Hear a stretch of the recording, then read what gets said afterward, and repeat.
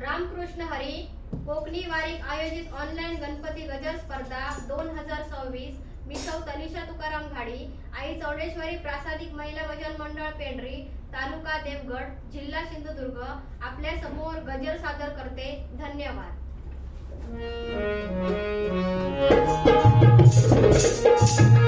Thank you.